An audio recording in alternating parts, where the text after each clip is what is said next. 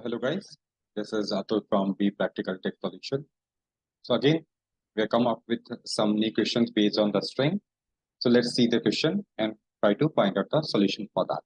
So here you can see this. I have a question like given a string that consists of only 0, 1 and 2s. So we have to count the number of substring that is going to have an equal number of 0, 1 and 2. Let's say for this example, here we have one string like having a 0, 1, 0, 2, 0, 1, 0. So now in this string, I have to find out the valid substring, which is going to have the equal number of 0, 1, and 2. So if we check manually, you can see this. If I'm going to take this substring, then it is going to have an equal number of 0, 1, and 2. Again, if I'm going to take this substring 2, 0, 1, that is also a valid substring. Why? Because it is having the equal number of 0, 1, and 2. So this is the question what we have to solve. And what I think the easiest way in order to solve this problem is like, what if we will get all the possible substrings from? This is the easiest way. I mean, like maybe the time complexity is more, but let's try to understand the code first. Okay, then we can optimize based on our understanding of the algorithms. We can optimize the code, but the very first thing important is like we have to understand the question and try to find out the solution using the brute force approach, right? So here, what we can do is like the very first thing is like we are going to get all the possible substring.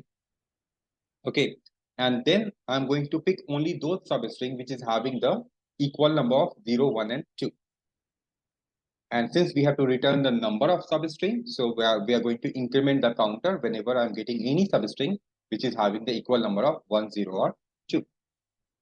So let's try to work on this concept.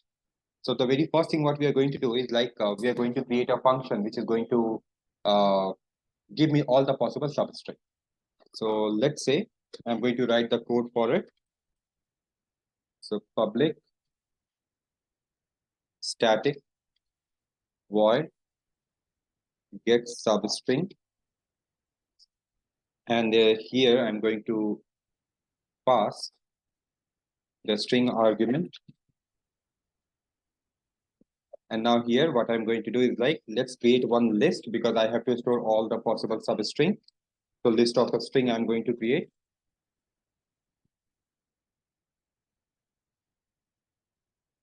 The list equals to new array list.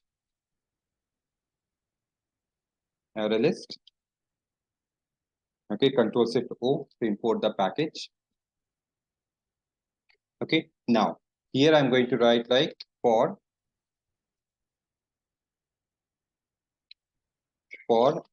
int I equals to equals to 0, I less than string dot length.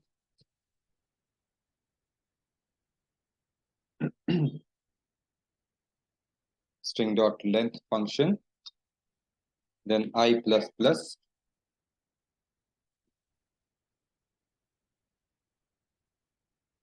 I plus plus.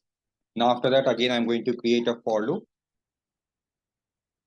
Int j equals to I, then j less than string dot length j plus plus. Now because I have to create a substring, right? All the possible substrings. So here I'm going to create a new string here. Let's say s1 is equals to the empty string. And now here I'm going to use one more for loop so that I will get all the values which is for the substring and store it inside the s1. So let's say int k is equals to I, then k less than equals to j, and then k plus plus. And here I'm going to write like s1 plus equals to,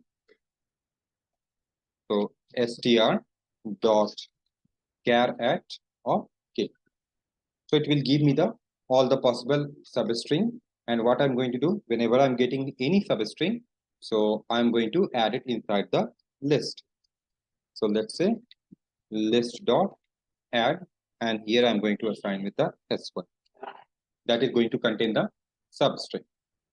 So this is the first part, like we are we are able to add all the possible substring from the given string.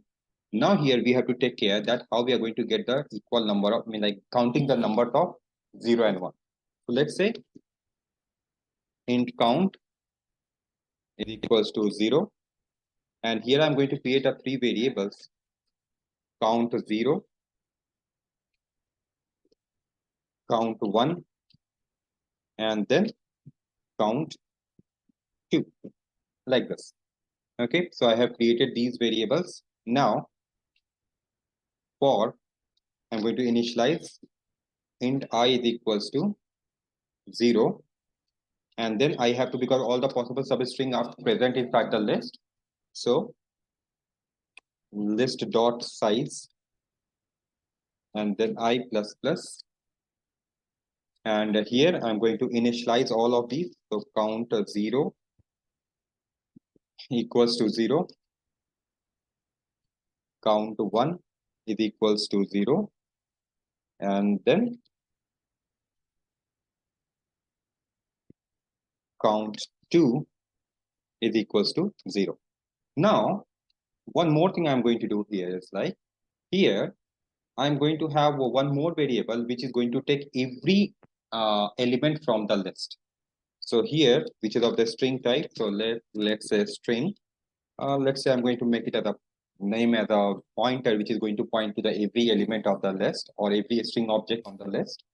And here I'm going to assign with the list dot get of I. So for every index, it is going to get me the one substring. Okay. Now here, what I'm going to do, now I'm getting the substring. So for int j is equals to 0, j less than pointer dot length. Why? Because now it's a string only, length, and then j plus plus. Now here what I'm going to do, simple. Here I'm going to check that if the pointer dot char at j, if it is equals to 0, then what we have to do, we have to increment the count 0 plus plus. Okay, similarly, let me copy the same thing, Control C, Control V. Now if the caret is, if it is equals to 1, then I need to just increment the value of 1. Okay, similarly, if it is equals to 2, then I have to increment the value of count 2 variable, like this. Okay, now here what I'm going to do, I'm going to check. Okay, so here I'm going to check that if after getting all the values, so after this for loop, if the count 0,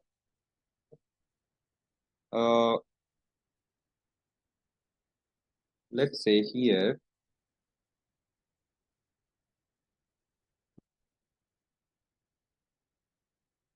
if the count is count 0, if it is equals to count 1, okay, and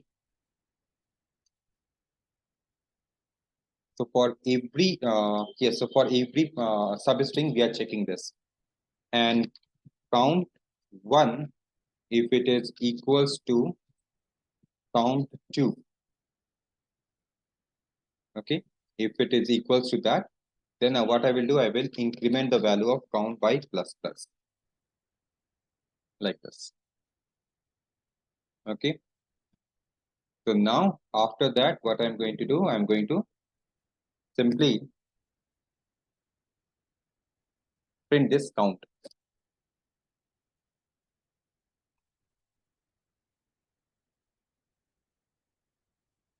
Okay, we are printing this count. So like this only. Now let's try to run this code and let's see. So get, what is the function name? It's get substring, and here we are going to pass str like this. Now let's run the code. Let's save this, Control S, and now run the code.